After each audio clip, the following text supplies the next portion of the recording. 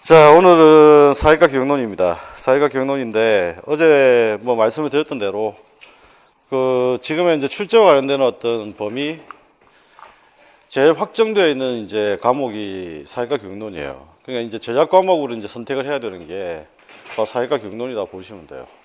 그래서 사회과 교육론을 잘 정리를 하셔야, 어쨌든, 시험 통과를 하실 때 유리하고요. 그 다음에 또 한 가지는 이제 2차 수업 실현 때문에, 일단은 뭐 기회가 없으셔가지고 지금 보실 기회는 없을 것 같은데 지금 2차 수업 실현 한참 학생들이 지금 준비하고 있거든요. 그래서 일단은 이제 그 부분 또 염두에 두시고, 그래서 그런 이것저것 부분들을 생각해 볼 때 이 사회과 교육론 과목이 대단히 중요하다. 그래서 일단은 이제 그 부분들 좀 염두에 두시고 정리 좀 잘 하시면 됩니다. 일단 이제 사회과 교육론을 한번 내용들을 한번 보시면, 오늘 간단한 자료 한번 봅시다. 출제 경향들을 한번 보시면, 문제는 일단 크게 이제 출제가 되는 파트가 이미 정해져 있어요. 일단 제일 첫 번째 보면 사회과 역사 있죠. 이 사회과 역사라고 하는 이 파트는 반드시 한 문제가 출제가 됩니다. 그 다음에 이제 사회과 교육과정이 꼭 한 문제가 출제가 돼요. 그 다음에 이제 교사학습 방법론에서 보통 보면 문제가 한 두 문제 정도 나옵니다. 그 다음에 이제 사회과 평가는 거의 제가 볼 때는 3년에 한 번, 4년에 한 번 정도. 빈도가 굉장히 적죠. 그래서 조금은 들어가는 부분이, 이거, 아니, 아까 나눠주는 사람이 있었는데.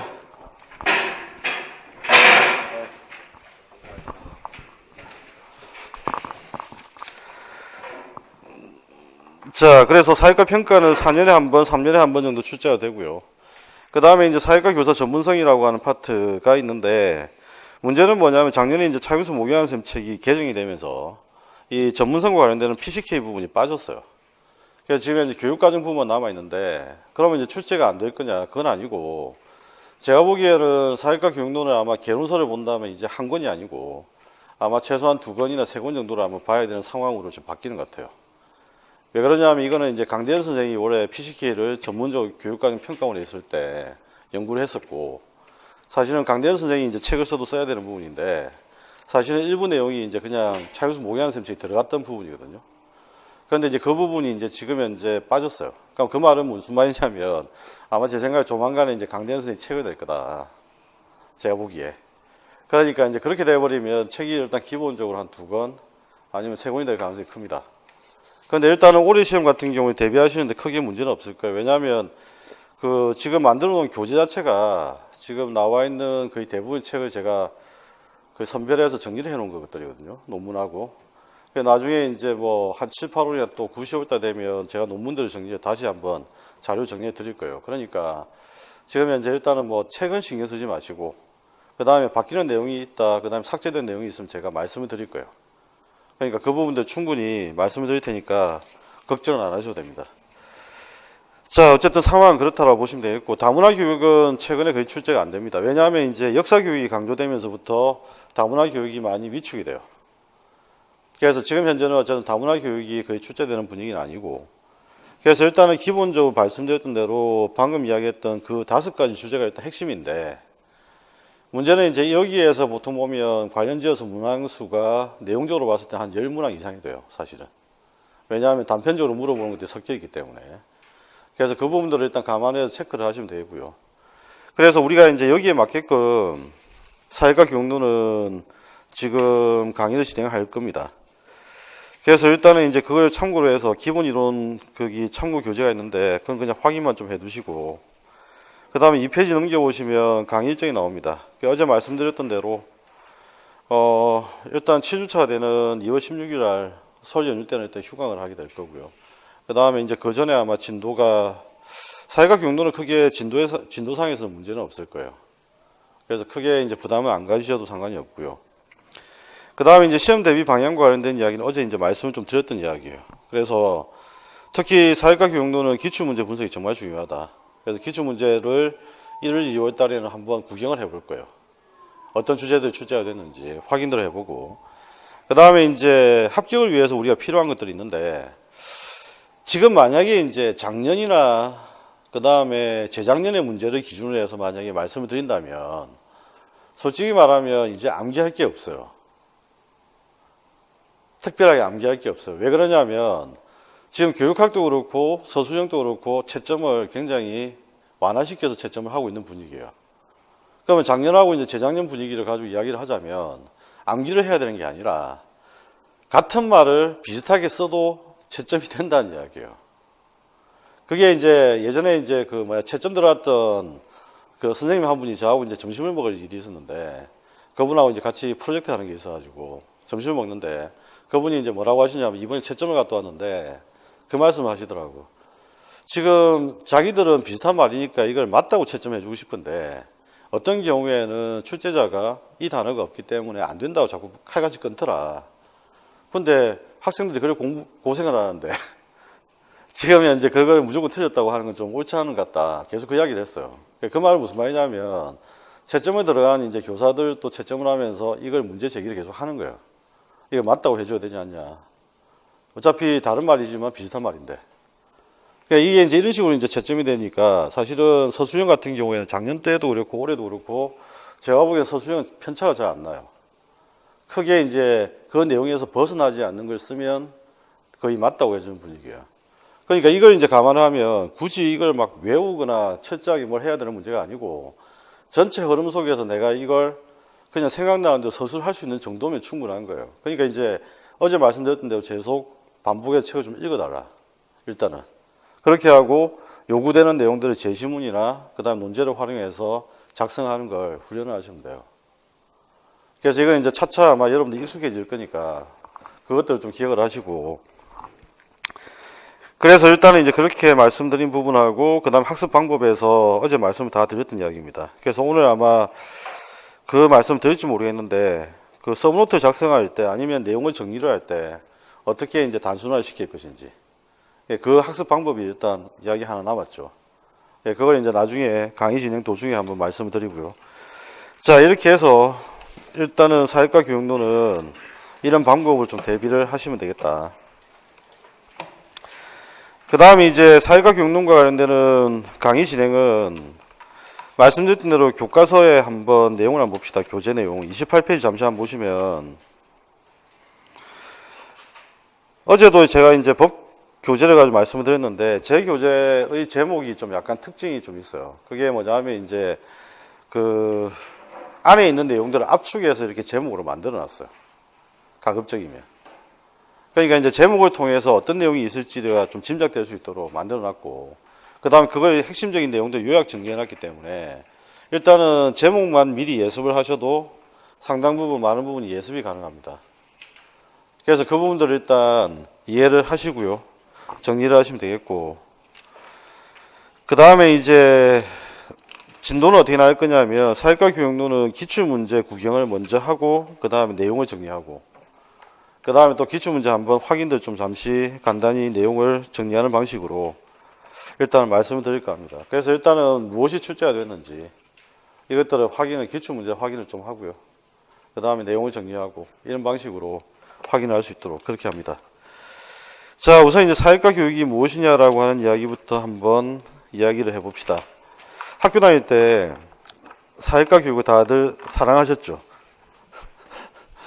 그래서 아마 여러분들은 지금 사회과 교사 되시려고 하실 거고 그렇다고 한다면 이제 학교 다닐 때 사회과 교육을 한번 생각해 보면 뭔지 잘 모르겠는데 사회문화도 있었고 그죠? 경제도 있었고 법도 있었고 뭔가 잡다하게 뭐가 많은 것 같아요. 그런데 문제는 뭐냐면 사회문화, 그 다음에 정치, 그 다음에 경제, 법 이런 모든 내용들이 무슨 내용이냐면 바로 인간과 사회 현상에 관한 이야기입니다. 그러니까 사회과학이 탐구하는 내용이 뭐냐면 인간과 사회 현상이에요. 그러니까 결국은 인간과 사회 현상에 대한 이해 이걸 하기 위해서 우리가 사회문화도 배웠고 그 다음에 법도 배웠고 경제도 배웠고 그죠? 그러니까 인간과 사회 현상에 대한 이해를 해야 된단 말이죠. 그러니까 인간과 사회 현상을 왜 이해를 해야 되느냐라고 하는 건데 인간과 사회 현상을 이해를 해야 사회생활을 잘한다는 거예요. 지금 피식 웃으셨는데 저도 이해가 안 돼요. 그러니까 우리가 이제 인간과 사회 현상을 이해를 하면 사회생활 잘한다는 이야기. 그런데 인간과 사회 현상을 이해한다는 말은 사회 현상을 이제 사회생활 잘한다는 말은 사실 근거는 없지는 않아요. 다만 이제 우리가 이제 경제라든지 법이라든지 사회문화를 너무 배움에 있어가지고 이걸 교조적으로 배웠다 해야 되나? 마치 보면 성경 말씀 배우듯이. 이렇게 배우다 보니까 실제적으로 실생활에 써먹지를 못하는 거죠. 그러니까 이걸 교육이 어떤 잘못은 있는데 내용의 잘못은 없어요. 그래서 인간과 사회생활을 이해를 해서 결국 사회생활을 잘한다는 건데 그 사회생활에 필요한 능력들을 총괄해서 뭐라 부르냐면 시민성이라 불러요.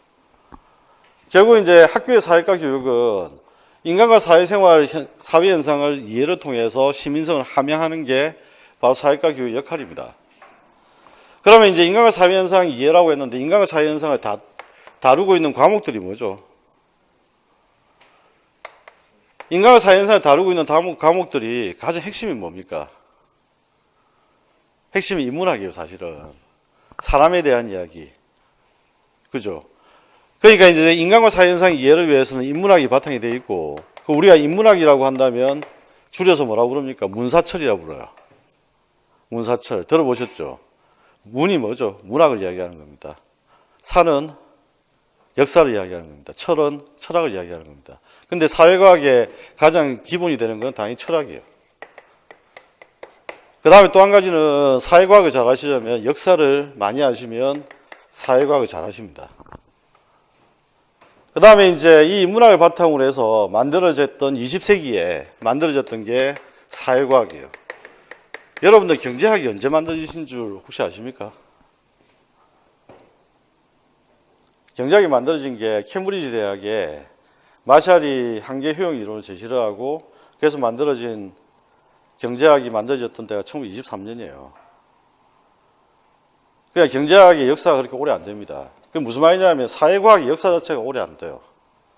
그 다음에 이 인문학과 사회과학의 모든 바탕이 되는 학문이 뭐냐면 기초학문이 심리학이에요. 경제도 심리거든요. 그러니까 경제가 심리라는 말은 경제 심리를 바탕으로 해서 법칙을 만들어요. 심리 법칙입니다. 사회현상의 대부분 법칙은 사회 심리를 바탕으로 해요. 존 두이의 어떤 기본적인 이론, 교육학 이론이라든지 정치 이론도 전부 다 사회 심리학적 이론이에요. 그러니까 인간의 심리를 가지고 인간이 어떻게 행동을 할까 그걸 분석하는 거죠. 자, 그러면 사회생활을 잘할 것 같지 않으세요? 인간의 심리를 이해했으니까. 문제는 경제학을 공부하면서 이걸 심리학이다라고 생각해 본 적이 한 번도 없다는 거예요, 사실은. 이게 문제죠. 그래서 일단은 우리가 이제 이런 걸 바탕으로 해서 이걸 어떻게 하냐면 교육적으로 재구성합니다.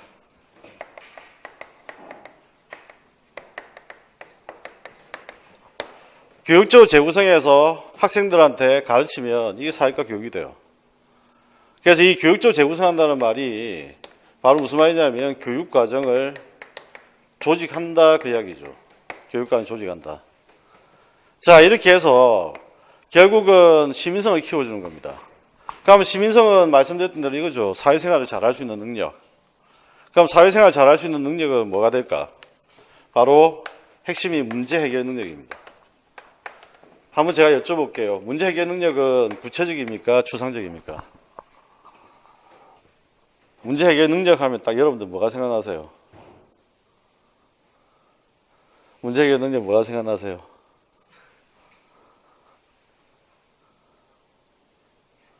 그렇죠. 문제 해결 능력이라는 말이 생각해 보니까 추상적이죠. 우리가 일상적으로 알고 있는 용어는 구체적인 것 같은데 추상적인 게 되게 많아요. 문제 해결을 잘하려면 분석 능력도 있어야 되고 탐구 능력도 있어야 되고 그 다음에 비판을 할 수 있는 비판 능력도 있어야 되고 그죠? 그 다음에 대안을 제시할 수 있는 대안 제시 능력 이걸 우리가 창의력이라고 보통 부릅니다. 그죠? 창의력도 있어야 되고 그 다음에 이제 이런 것들을 결국은 해결을 하기 위해서는 움직여야 되잖아요. 그러니까 당연히 의사결정 능력이라고 하는 것들이 있어야 되고 그 다음에 의사결정 능력에서 무엇으로 갑니까? 행동으로 가는 거죠. 행동 능력. 실존주의가 별로 영향을 안 미친 것 같지만 교육학에서 나중에 여러분들 이제 교육 철학에서 실존주의를 배우실 거예요. 실존주의 하면 생각나시는 사람이 있죠. 누가 생각납니까?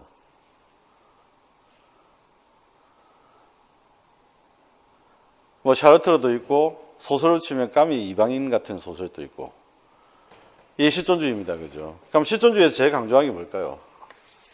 샤르트르는 뭐라고 이야기를 하냐면 인생은 선택의 연속이다, 이 표현을 써요. 이 말은 무슨 말이냐면 우리가 확실한 진리가 있는지 없는지 잘 몰라. 그러면 이제 기본적으로 우리가 인생에서 뭔가를 보고 움직이고 인식하고 하는 것들은 전부 다 선택의 과정, 결단의 연속이라는 거예요. 그러니까 결국은 실존주의에서 제일 강조하는 것은 주체적인 결단이에요. 결단이니까 이건 선택을 이야기하는 거죠. 선택은 결국 뭘 이야기하는 거냐면 의사결정을 이야기해요, 사실은. 그러니까 이 의사결정이라고 하는 것을 연속적으로 계속 이어지는 게 인생이라는 거지. 그래서 우리는 매번 그런 이야기를 하죠. 인생은 선택의 연속이다. 그 말을 계속하는 이유는 계속 끊임없는 의사결정을 해나간다.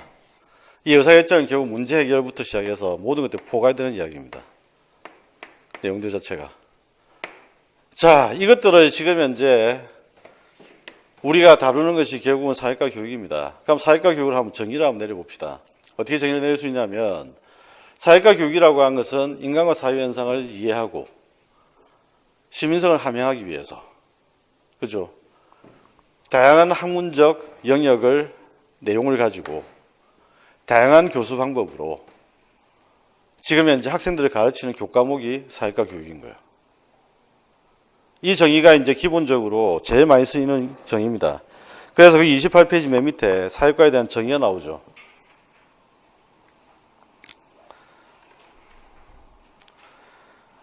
자, 그 정의가 이제 28페이지 두 번째 줄에 보면 사회과는 학생들을 대상으로 사회생활에 필요한 지식, 기능, 가치, 태도 등을 형성을 해서 사회 문제를 해결하고 민주사회에 요청되는 시민적 자질을 함양하기 위해 다양한 사회과학, 인문학, 예술 등에서 학습 요소를 추출하여 내용을 조직하여 다양한 수업 방법을 활용하는 학교의 교과목. 이게 방금 이야기 드렸던 이걸 이야기하는 거예요. 그래서 이게 이제 사회과 교육이고, 사회과 교육의 특성을 한번 이제 살펴보면 이런 거죠. 사회과 교육은 결과적으로 첫 번째는 시민성을 함양하는 겁니다. 두 번째는 인간과 사회 현상을 이해를 해야 됩니다. 그런데 인간과 사회 현상을 이해를 하려면 당연히 내용 자체가 종합적이고 통합적으로 구성해야 됩니다. 왜냐하면 다양한 인문학과 사회과학적 능력이 다 필요하니까. 그죠? 이걸 바탕으로 해서 인간과 사회 현상을 다룹니다. 내용 자체를. 사회과학이 다루는 게 사회 현상이죠. 인문학이 다루는 게 인간에 대한 이야기입니다. 그러니까 당연히 자연스럽게 사회과 교육은 인간과 사회 현상을 다룰 수밖에 없어요. 그 다음에 이제 이런 것들을 활용하기 위해서는 다양한 접근 방법이 필요합니다. 그래서 다양한 교수학습 방법을 활용을 하는 거죠.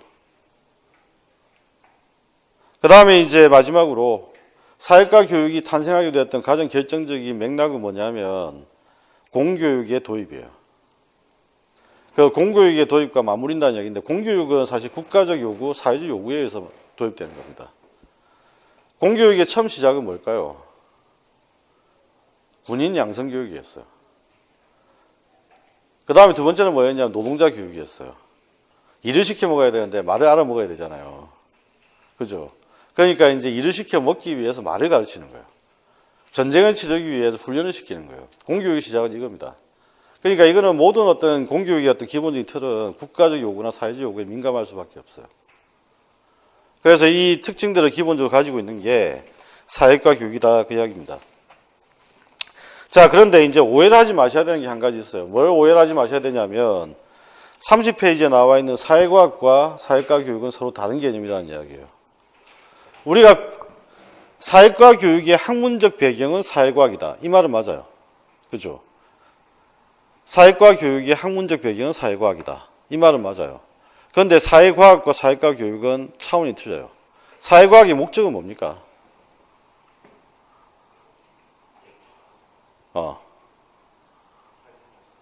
왜 예측을 해요?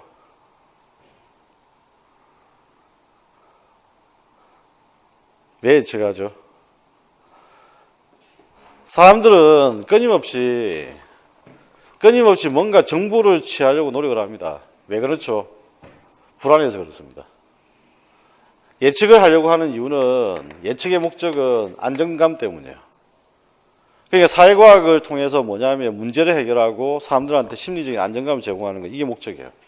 그런데 사회과 교육은 예측을 하고 안정감을 제공하는 게 목적이 아니죠. 뭐가 목적입니까? 시민성을 함양하는 게 목적입니다. 그러니까 사회과 교육의 순수한 목적과 사회과 교육의 순수한 목적과 사회과학의 순수한 목적은 틀릴 수밖에 없어요. 그러니까 사회과학은 미래를 예측하고 연구를 하는 거고. 죄송합니다. 안 껐네.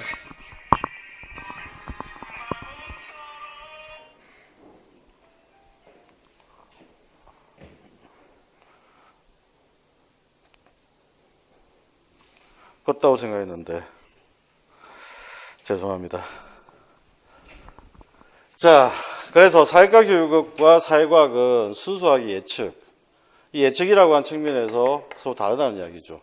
그래서 사회과학은 예측을 목적으로 하지만 사회과 교육은 교육을 목적으로 합니다. 시민성 함양이라고 하는 거. 그래서 이걸 이제 특징들 좀 이해를 하시고, 그래서 학생들을 위해서 가르치는 것, 학생들이 배울 수 있는 시민성을 함양하는 게 사회과 교육 목적이다. 그래서 경제학과 경제교육은 틀려요. 법학과 법학교육은 법교육은 다릅니다. 그러니까 법학교육의 목적이 뭐죠? 예를 하나 들면 법학교육의 목적은 법 전문가를 양성하는 것, 이게 목적이야. 자, 그런데 법교육의 목적은 무엇일까요? 법교육의 목적은 법 전문가가 아니죠. 뭘 양성하는 거냐면 시민 양성이 목적이에요. 경제교육의 목적은 경제 전문가 양성이 목적이에요. 그죠? 경제학 교육은. 그런데 경제교육의 목적은 시민성 함양이 목적이에요. 그러니까 경제학을 가르친다는 것과 그 다음에 경제교육을 한다는 의미는 틀려요. 그래서 이걸 이제 차이점을 좀 이해를 하셔야 됩니다. 이걸 왜 이해를 하셔야 되냐면 나중에 여러분들 신사회과라고 하는 어떤 그런 내용 때문이에요. 그래서 그건 나중에 다시 한번 연결해서 말씀드리겠고, 어쨌든 법학교육과 법교육은 다르다라고 하는 거. 이걸 좀 정확하게 이해를 하셔야 됩니다. 자, 그러면 이제 우리가 이제 생각해 봐야 될 거, 사회과 교육의 구조를 한번 만들어 보시죠. 사회과 교육의 구조는 어떻게 될까요? 사회과 교육이라고 하는 걸 가지고 건물을 짓는다. 그러면 이제 어떤 틀을 가지고 만들어 볼까?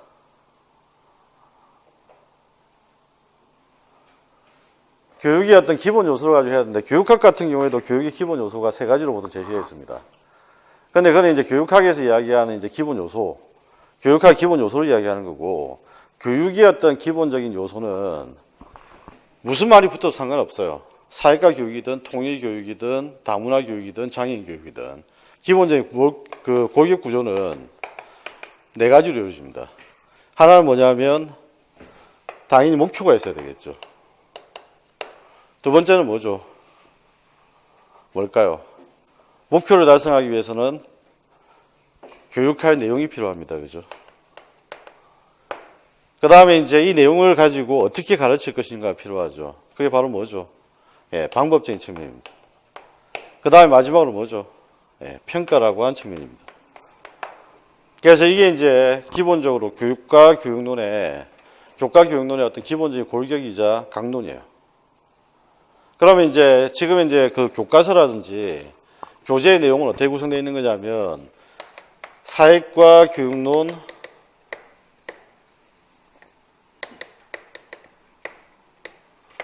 총론이라고 하는 부분이 있고, 그 다음에 이제 강론이라고 하는 부분이 있어요. 그래서 사회과 교육의 총론이라고 하는 부분은 딴 게 아니고 사회과 교육의 역사를 이야기하는 겁니다. 사회과 교육 역사. 그 다음에 이제 사회과 교육의 본질이라고 하는 파트가 나와요. 그럼 우리가 역사를 통해서, 그 다음에 이 본질이라고 하는 걸 통해서 우리는 무엇을 알 수 있느냐? 사회과 교육이 어떤 구조로 되어 있는지를 알 수 있게 돼요. 역사와 본질을 통해서 우리는 사회과 교육이 이런 구조로 되어 있다는 것을 우리가 파악하기 시작합니다. 그래서 강론의 내용은 사회과 교육의 목표, 그 다음에 사회과 교육의 내용, 그 다음에 사회과 교육의 방법, 그 다음 사회과 교육의 평가, 이런 식으로 이제 각각의 파트를 정리하게 됩니다. 그래서 머릿속에 항상 이걸 정리를 하셔야 돼요. 그리고 이제 여러분들 이걸 응용을 하셔가지고 어떤 교육의 특징에 대해서 설명하시오. 어떤 교육의 특징에 대해 서술하시오. 이렇게 이야기를 하면 항상 여러분들은 요 세 가지를 중심으로 쓰셔야 돼요. 이 교육의 목표는 이런 것이고, 이 교육의 방법은, 내용은 이런 것이고, 이 교육의 방법은 이렇게 해야 한다. 무슨 말인지 아시겠죠? 이렇게 하는 게 공부를 단순화시키는 거예요. 응용을 해서 이 기본적인 논리와 틀을 가지고 다른 방법에도 그대로 적용하는 거죠. 그럼 많은 공부들이 단순화가 되잖아요.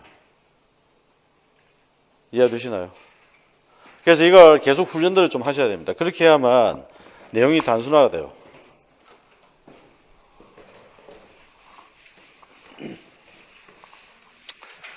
자, 그래서 사회과 교육의 구조는 기본적 목표와 내용, 방법, 평가로 되어 있습니다. 방법은 다시 이제 교수 기법하고 그 다음에 수업 모형으로 나눠지게 됩니다. 교수 기법이라고 하는 것들은 수업 모형부터 이야기합시다. 수업 모형은 수업의 절차를 모델화 시키는 거예요. 수업의 절차를. 그럼 그 절차 속에 활용되는 기법들이 있겠죠. 활용되는 방법들을 우리가 수업 기법이라고 합니다. 그래서 수업 모형은 수업의 절차를 이야기한다면 그 다음에 수업 기법이라고 하는 것은 그 절차에서 활용될 수 있는 방법들, 이것들을 우리가 수업 기법이라고 한다. 이해되셨나요? 그래서 이 개념들을 일단 머릿속에 정리를 하시고요. 그래서 사회과 교육론의 구조는 이렇게 되어 있다. 그 다음에 이제 내용을 어떻게 조직할 거냐 이 말인데, 내용을 어떻게 조직할까요? 여러분이 만약에 교육과정을 조직한다. 그럼 교육과정을 어떻게 조직할까?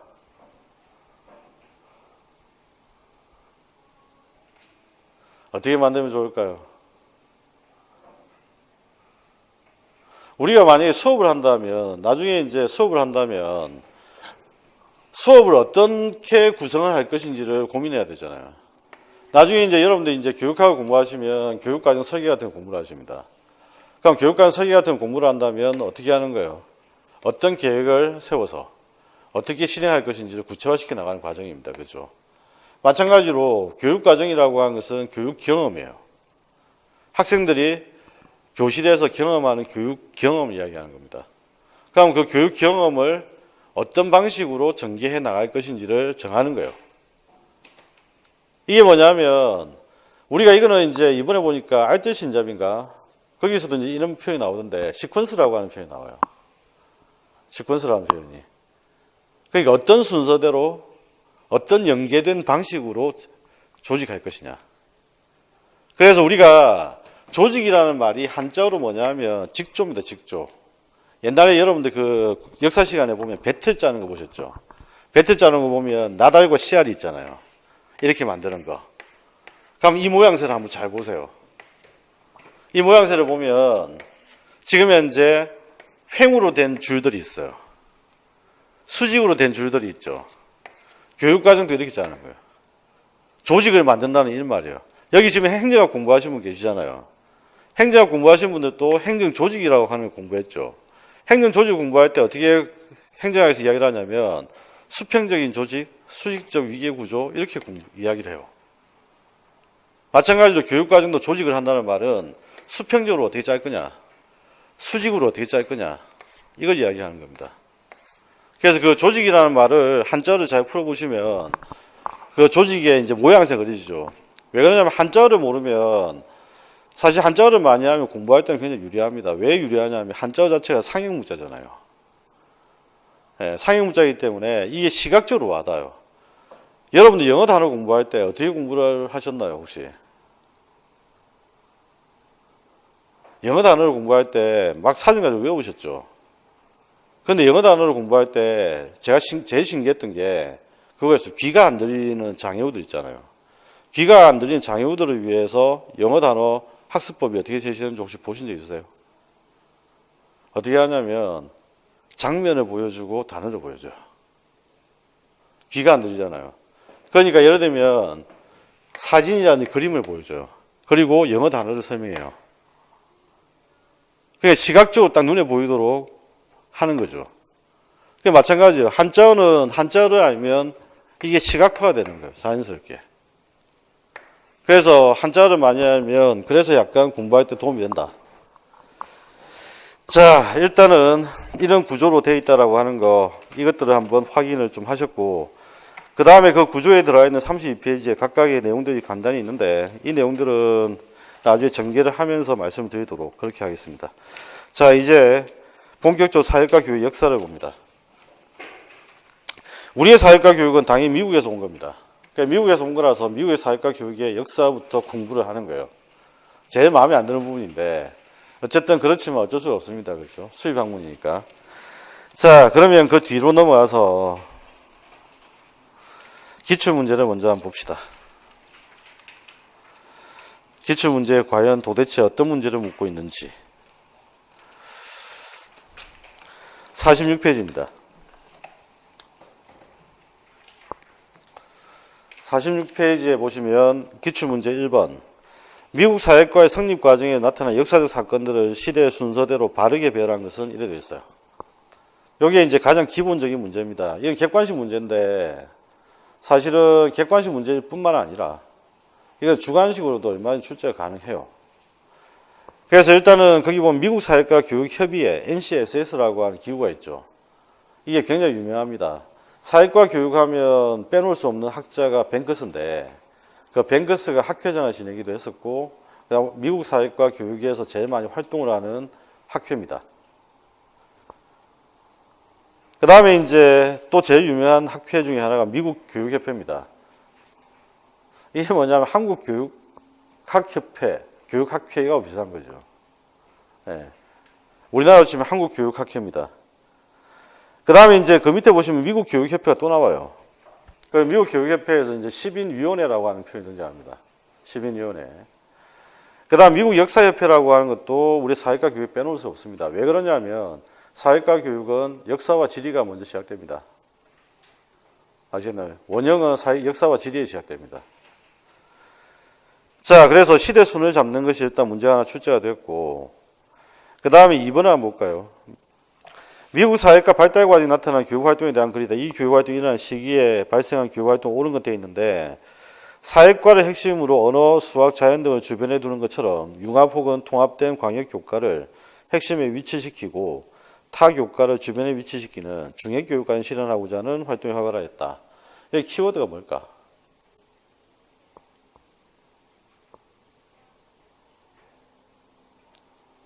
키워드가 중해교육과정이라고 하는 겁니다.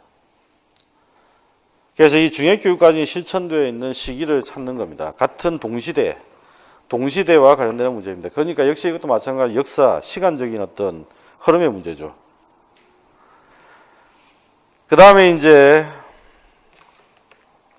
연도를 한번 정리를 좀 해볼까요? 미국 사회과 교육협의회가 창설되었던 시기는 1920년대입니다. 미국 교육협회 사회과위원회가 활동을 했던 그 시기는 1916년입니다. 1번에 미국 교육협회 10인위원회가 활동을 했던 10인위원회하고 7인위원회인데 활동은 지금 현재 보면 10인위원회가 먼저 활동을 하고요. 그 다음에 7인위원회가 나중에 활동을 합니다. 근데 이 10인위원회에 이제 보고서가 나왔던 게 이때가 1894년이고요. 1894년. 7인위원회 보고서가 등장했던 게 이게 1896년입니다. 1896년. 그 다음에 이제 방금 2번에서 봤던 이 지문과 관련된 이야기가 1920년대 이야기입니다. 그 다음에 1번 사회재건 지향했던 러그 이야기가 1930년대 이야기예요. 이 러그라고 한 사람이 바로 반선사고를 강조했던 존 두의 제자입니다. 존 두의 제자. 그 다음에 이번에 마코스라고 하는 표현이 등장하는데 이 마코스라고 하는 교육과정, 인간에 관한 연구, 이게 등장했던 게 바로 1960년대입니다.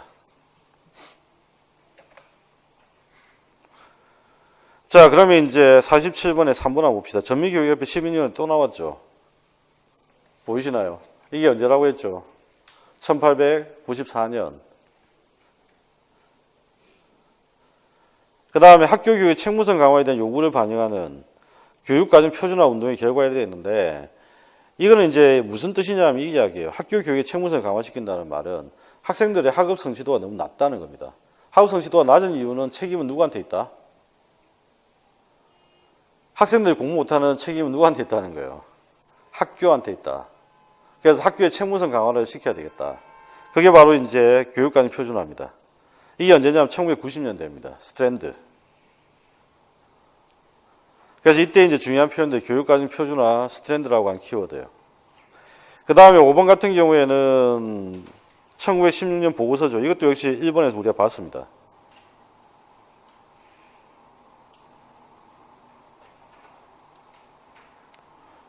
되셨나요?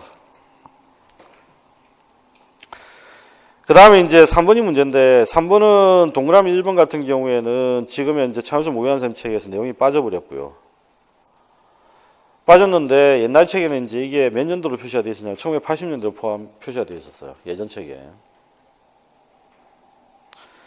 그 다음에 이제 2번. 2번에 보니까 뭐가 나오냐면 미주침 부분 신사회과가 나오죠. 신사회과. 그러니까 신사회과는 앞시대의 구사회과와 대비되는 개념입니다. 구사회과, 신사회과. 이 신사회과 나왔던 시기가 1960년대입니다. 그 다음에 3번에 소련이 미국보다 먼저 인공위성을 발사한 사건. 이게 뭐냐면 스푸트닉 사건. 1957년. 그죠? 뭐 교육학에서도 엄청나게 유명한 사건이잖아요.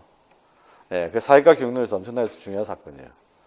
1957년 스푸트닉 사건. 그 다음에 4번 같은 경우에는 우리가 방금 2번에서 본 질문이죠. 맨 마지막 키워드 뭐 나옵니까? 중해교육관이 보이죠. 자, 그 다음에 이제 또 넘겨보시면 4번은 이거는 이제 어떤 거냐면 미국 사회과 교육 발달관이 나타난 교육의 목표와 관련된 이야기. 목표와 관련된 이야기입니다. 그래서 결과보다는 과정을 중시한다.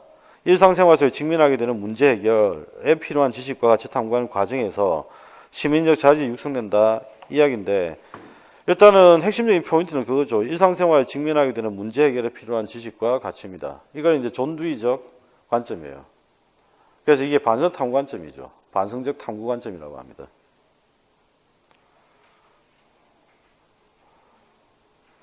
그 다음에 이제 4번이 시민으로서 갖추어야 될 자질이란 이미 사회적 합의를 얻고 있는 가치로 보고 그것을 다음 세대에 전달하여 사회적 안정과 발전을 기대하려 하는 것이다. 이게 뭐죠? 일종의 문화의 전수죠. 그래서 이걸 우리가 뭐라 부르냐면 시민성을 전달한다. 시민성 전달 이렇게 이야기해요. 시민성 전달.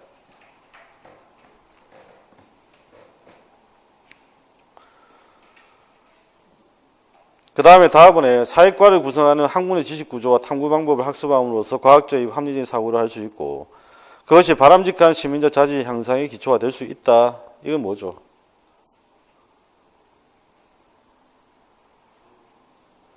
사회과학이죠. 사회과학. 지금 현재 이쪽은 학문의 지식구조 탐구 방법이라고 하는 거 이게 핵심입니다. 이건 사회과학적 관점입니다. 자, 그 다음에 이제 5번에 한번 봅시다. 사회과 교육의 발달과에 나타난 경향인데, 브루너 교육 과정에서 지식의 구조화라는 표현을 등장합니다. 이게 이제 브루너 지식의 구조화. 이게 굉장히 중요한 이야기입니다. 교육학에서도 아마 학문 지식 교육 과정이 아마 제일 중요할 거예요. 그래서 브루너 교육 과정의 지식의 구조화. 이걸 한번 이해를 하고요. 이거와 맥락이 이제 다 있는 게 뭐냐면 1960년대 신사회과. 그래서 하나 메모로 연결해 두시면 신사회과입니다. 신사회과.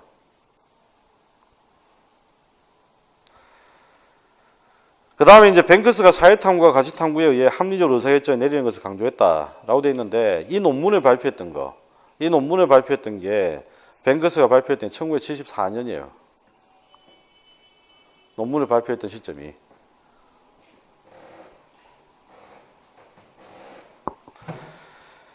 그 다음에 이제 6번에 한번 보시면 미국 사회과 발달과는 기술한 거다. 가번에 보면 스탠드 나오죠. 그 다음에 뒷부분에 보면 표준화 나옵니다. 키워드들이 바로 보입니다. 스트랜드 표준화. 이거 언제라고 했죠? 예, 1990년대. 그 다음에 나와번에 사회과학적 지식과 탐구 방법 나옵니다. 이거 언제죠? 신사회과. 60년대. 그 다음에 다음번에 공공문제에 대한 새로운 인식과 참여, 사회과학 탐구에 의한 지식과 가치탐구에 의한 가치 분석을 종합한 의사결정 학습 모형이 등장한 게 아니고 강조되었다 되어 있습니다. 이건 언제냐면 1980년대예요. 아까 제가 차윤수 모기한 쌤 책에 삭제된 부분이 있다고 했죠. 그 삭제된 부분에 따르게 되면 이게 1980년대로 되어 있습니다. 뱅크스가 논문 발표는 1974년에 했는데 뱅크스가 썼던 의사결정 학습 모형이 강조된 시점은 80년대라고 옛날 책이 돼 있어요. 그런데 그 내용이 빠졌어요, 지금. 그래서 지금 책이 개정이 되면서 문제가 생긴 게 옛날 기출문제는 도대체 어떻게 설명을 할 수 있는지. 그래서 제가 이 부분이 사실 제일 걱정이 되긴 하는데, 뭐 그거야 뭐 쓰신 분이 감당하셔야 되는 거니까. 뭐 어쩌겠어요, 그죠? 그 다음에 이제 랍은 사회과 교육과정 구성의 진보주의 교육사상, 이게 핵심입니다. 그 다음에 대공황대의 사회문제 해결, 통합교육과정 이겁니다. 이거 언제일까요? 느낌에. 아까 여러분들 기억나세요? 해롤 러그 중해교육과정 기억나십니까? 바로 그 시대입니다. 1920년대, 30년대입니다.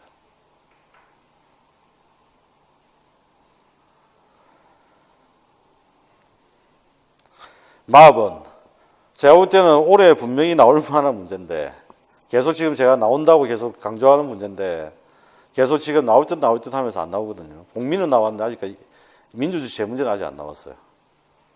그러니까 민주주의 제문제 이게 언제냐면 1916년입니다. 1916년. 그리고 민주주의 제문제라고 하는 건 12학년의 과목입니다. 과목. 사회과의 과목 중에 하나입니다. 자, 7번 넘겨보시죠. 7번은 뭘 이야기하는 것 같아요? 내용 한번 보세요. 이거는 이제 보시죠. 제시문에 뭐라고 되어 있는지 한번 확인해 보시고.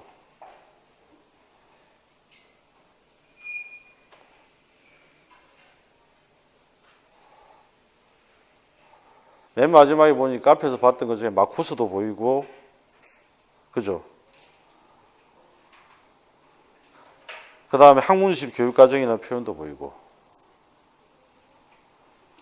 자, 관계되는 개념은, 그렇죠. 여러분들 천재입니다. 진도도 안 나갔는데. 신사회과죠. 이게 지금 들어갈 이야기는 신사회과 이야기입니다. 8번은 뭘까요?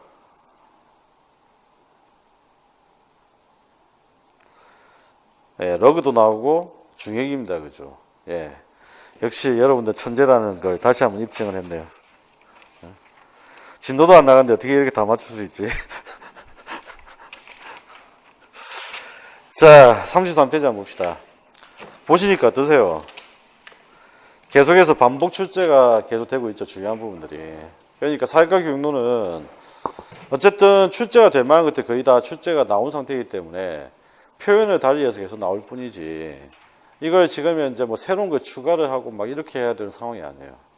그러니까 이제 전략적으로 볼 때 제일 확실한 과목입니다. 그러니까 이제 이거는 열심히 하고 정리를 꼭 잘 해두셔야 돼요. 자, 미국 사회과 교육 역사 1880년대 1916년입니다. 사회과 탄생인데 이걸 한번 좀 이해를 해야 됩니다. 전통교육과정이 있었거든요. 전통교육과정은 혹시 죽은 시인의 사회라는 영화를 아십니까? 그 죽은 시인의 사회 영화에 보면 사립학교가 나오죠. 그 사립학교에 주로 가르쳤던 과목이 라틴어라든지 키팅 선생의 문학이었죠. 저도 가끔씩 가지고 올라가고 싶은데 마지막 시간에 한번 시도해 보는 걸로. 근데 어쨌든 전통교육과정이 있는데 그게 바로 이제 죽은 시인의 사회에 나온 사립학교가 이 전통교육과정의 모습을 제일 잘 보여줘요. 왜냐하면 전통교육과정은 주로 귀족의 자제 이 사람들 대상으로 했던 것이었고 전통교육과정의 핵심적인 교육은 뭐냐면 바로 언어교육과 역사교육 이겁니다. 부수적으로 따라오시는 게 지리교육 같은 거예요. 자, 그런데 문제는 미국이 상황이 급변합니다. 미국에서 어떤 혼란적 상황이 오냐면 요즘에 4차 산업혁명 때문에 사회가 난리잖아요. 그죠? 마찬가지로 미국도 난리였어요. 실제적으로 산업화로 가야 되는데 산업화로 가로막는 장벽이 있다. 이게 뭐냐면 남쪽이 그렇다. 그래서 남북전쟁을 벌입니다. 남북전쟁은 노예해방전쟁 아닙니다. 노예해방전쟁을 알고 계신다면 그건 잘못 알고 계시는 건 사기입니다. 그거. 명분은 노예해방인데 실질적으로는 북쪽의 근대화 산업화를 위해서죠. 북쪽에서는 공장을 짓고 노동자가 필요한데 문제는 노동인력이 남쪽에 많은 거예요. 그럼 이걸 노예를 해방시켜야만 노동자를 확보할 수 있는 거예요. 그래서 남북전쟁을 한 겁니다. 또 경제학에 보면 사기친 게 몇 가지 있는데 그 중에 하나가 뭐냐면 뉴딜 정책이 있죠. 루즈벨트가 뉴딜 정책을 펼쳐가지고 미국 경제를 살렸다 돼 있는데 그것도 사기입니다. 무슨 때만을 건설한다고 미국 경제가 어떻게 살아납니까? 그러니까 그것도 역시 말이 안 돼요. 그러니까 남북전쟁이 그런 거죠. 그러니까 남북전쟁은 산업화를 위해서요. 그 다음에 두 번째는 어떤 사건이 또 있냐면 남북전쟁을 한 목적이 바로 근대화라고 했잖아요. 미국은 근대화의 물결에 들어갑니다. 빠르게 4차 산업혁명에 적응하듯이 근대화에 빠르게 적응하고 싶은 거예요. 그래서 이제 노동력을 또 확보하기 위해서 어떻게 하냐면 이주민들을 마구잡이로 받아들입니다. 자, 이렇게 하다 보니까 남북전쟁을 하게 되면 당연히 어떻게 되죠? 사회가 분열되잖아요. 그죠? 근대화나 이주민들이 마구 들어오면 마찬가지로 어떻게 되죠? 사회가 해체됩니다. 그냥 미국은 이래저래 보면 분열과 해체에 휩싸일 수밖에 없어요. 그럼 이 분열과 해체를 다시 통합을 시켜야 되잖아요. 이걸 통해서 갈등이 커지니까 이걸 어떻게 하면 통합을 시킬까? 이걸 고민한 거예요. 갈등이 커지니까 통합은 어떻게 할 것이냐. 통합을 시키는 방법은 국가의 정책이나 제도를 통해 하는 방법도 있지만 그 제도나 정책의 방법 중에서 제일 강조하는 방법 중에 하나가 교육이에요. 그래서 공교육이 들어오는 겁니다. 공교육이 활성화되기 시작한 거죠. 그래서 이 통합이라고 하는 것 자체, 이걸 위해서 사회과도 변화가 필요했던 겁니다. 어떤 변화가 필요했냐면 역사와 지리 중심의 사회과를 사회 문제 해결을 위한 사회과로 바꿔야 돼요. 그래서 통합의 방향은 역사와 지리 중심, 이걸 실생활 문제 해결을 위한 교육으로 바꿔야 됩니다.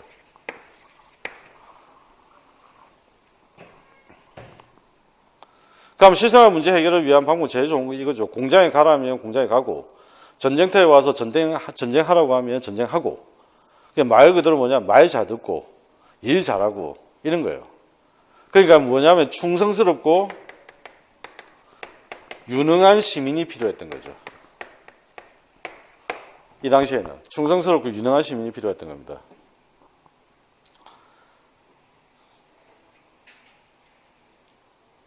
자, 이 당시의 고민이 바로 이거였다. 시대적 고민. 자, 그래서 거기 한번 봅시다. 33페이지에 전통교육과정 극복을 위한 필요성이 대두했다. 그 이유가 뭐냐? 산업화 전개와 인구 유입 증가. 그로 인해 사회적 문제가 증가하고 갈등이 증가했고 사회통합 필요성이 대두했다. 그 이야기입니다.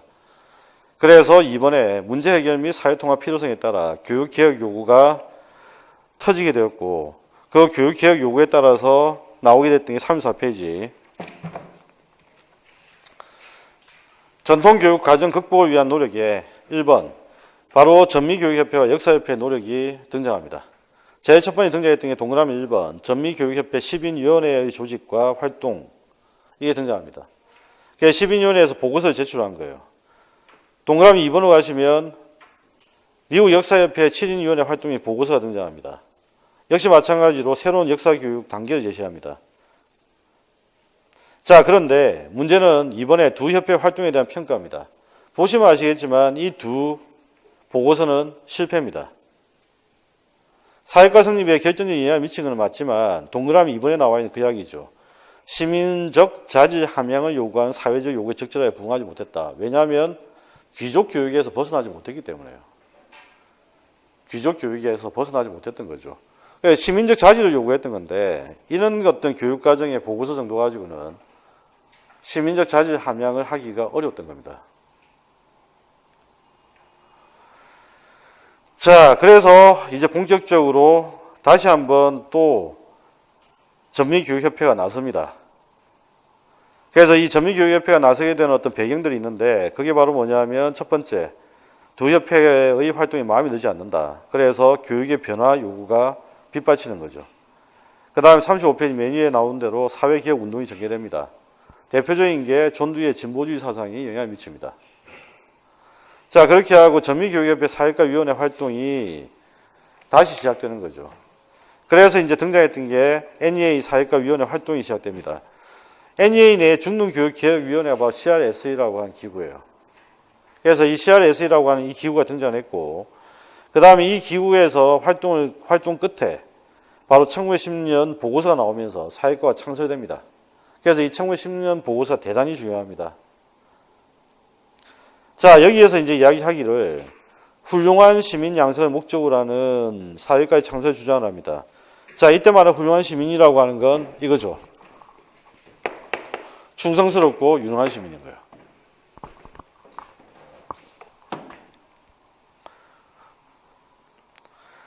그 다음에 이제 교육과정을 제시를 합니다. 1학년부터 해서 사회과 교육과정 제시를 하는데 어떤 순서대로 가르쳤냐면 가족, 이웃, 지역사회 이렇게 합니다. 보니까 가족, 이웃, 지역사회니까 이건 뭐죠?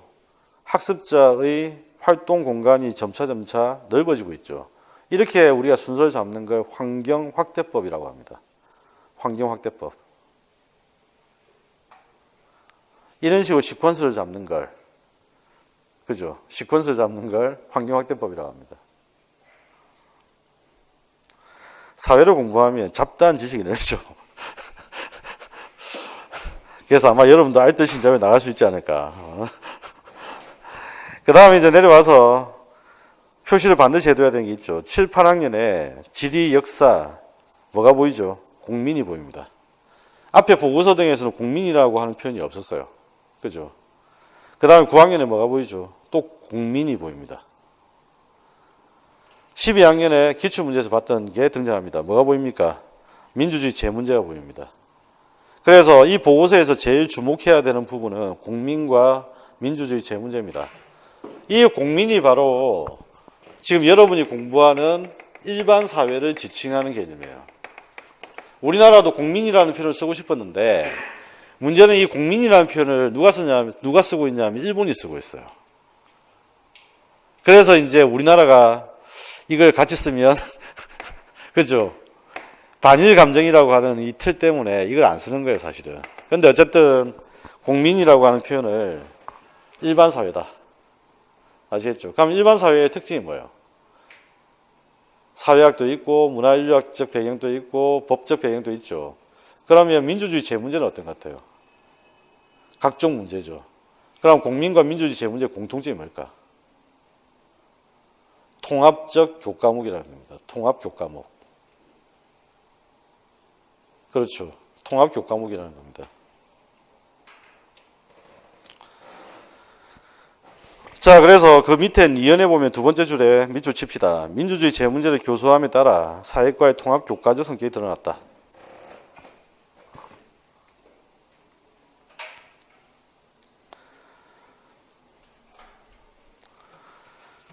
자, 이렇게 해서 1916년 보고서는 드디어 이제 시민교육의 시작이 되었다라고 하는 의의를 가지고 시작되었고, 그 다음에 아까 이제 보셨던 거, 뱅크스가 학회장을 지냈던 미국의 유명한 학회, 36페이지에 미국의 사회과 교육 학회가 1921년도에 창설이 됩니다. 이때가 바로 1921년이죠. 자, 그 다음에 이제 2번으로 넘어와서 1920년, 30년대입니다.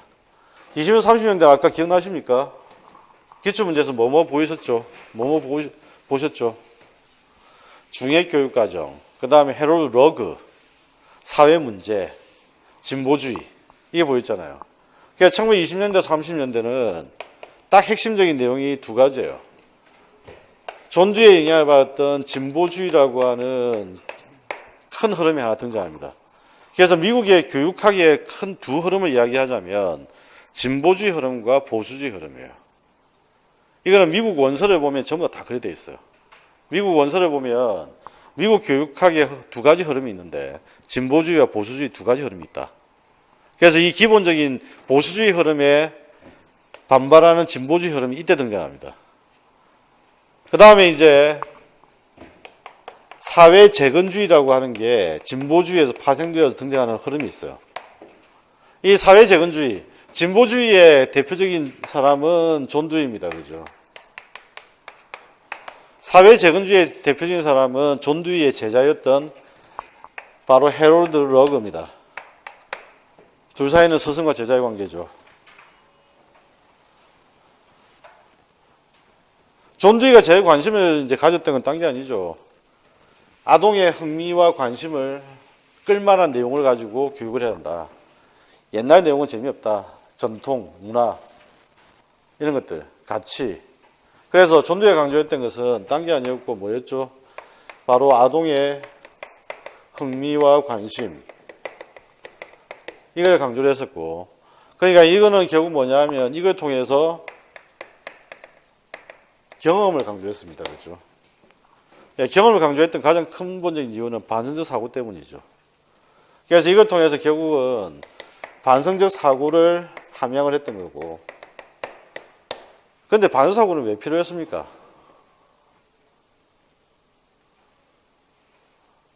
왜 필요했습니까? 반성 사고가 필요했던 이유는 딴 게 아니죠.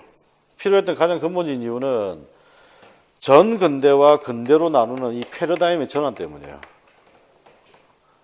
전 근대와 근대는 확실히 구분되잖아요. 그럼 전 근대적 지식은 근대적 지식에 써먹을 수 없다는 이야기예요.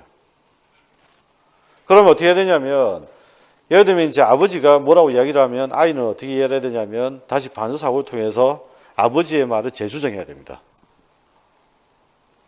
이제 이 시대로 바뀌었다는 이야기예요. 지금 여러분들이 살고 있는 시대도 마찬가지입니다. 제가 학생들한테 매번 하는 이야기는 그거거든요. 지금 우리가 사회과학을 배우고 있고 각종 내용들을 배우고 있지만 이 내용은 너희들한테 아무 쓸모가 없는 내용이다. 앞으로. 왜냐하면 새로운 사회가 벌어지니까. 그럼 결국 뭐냐면 반성사고를 통해서 새로운 지식을 만들어야 돼요. 그래서 반성사고를 통해 새로운 지식과 가치를 정리해 나가는 과정이죠. 이게 안 되면 어디에 빠지냐면 아노미에 빠지는 거예요. 기본적으로.